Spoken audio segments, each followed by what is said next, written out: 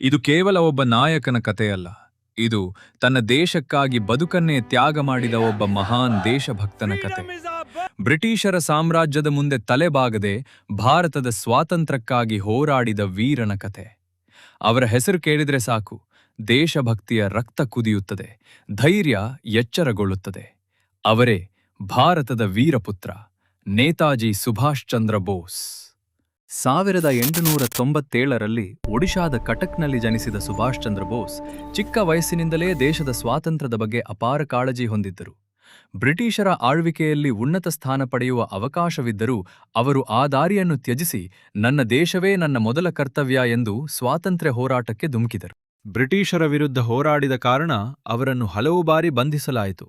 ಆದರೆ ಜೈಲು, ಕಷ್ಟ, ಬೆದರಿಕೆ ಯಾವುದೂ ಅವರ ದೇಶಭಕ್ತಿಯನ್ನು ಕುಗ್ಗಿಸಲಿಲ್ಲ. ಭಾರತಕ್ಕೆ ಸಂಪೂರ್ಣ ಸ್ವಾತಂತ್ರ್ಯ ಬೇಕೆಂಬ ಅವರ ಸಂಕಲ್ಪ ದಿನದಿಂದ ದಿನಕ್ಕೆ ಇನ್ನಷ್ಟು ಗಟ್ಟಿಯಾಯಿತು.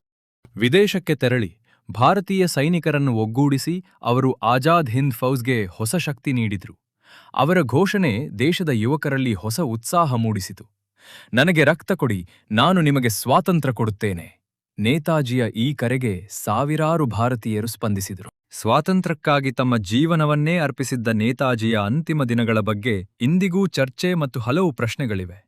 ಆದರೆ ಒಂದು ವಿಷಯ ಮಾತ್ರ ಸ್ಪಷ್ಟ: ಅವರು ತಮ್ಮ ಬದುಕನ್ನು ವೈಯಕ್ತಿಕ ಸುಖಕ್ಕಾಗಿ ಅಲ್ಲ, ಭಾರತದ ಸ್ವಾತಂತ್ರ್ಯಕ್ಕಾಗಿ ಸಮರ್ಪಿಸಿದ್ದರು. ನೇತಾಜಿ ನಮಗೆ ಬಿಟ್ಟು ಹೋದ ಸಂದೇಶ ಒಂದೇ: ದೇಶದ ಮೇಲಿನ ಪ್ರೀತಿ ಮಾತುಗಳಲ್ಲಿ ಮಾತ್ರ ಇರಬಾರದು, ಅದು ತ್ಯಾಗದಲ್ಲಿ, ಧೈರ್ಯದಲ್ಲಿ ಮತ್ತು ಕರ್ತವ್ಯದಲ್ಲಿ ಕಾಣಬೇಕು.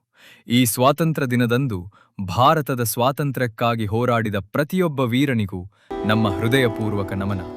ಜೈ ಹಿಂದ್, ವಂದೇ ಮಾತರಂ.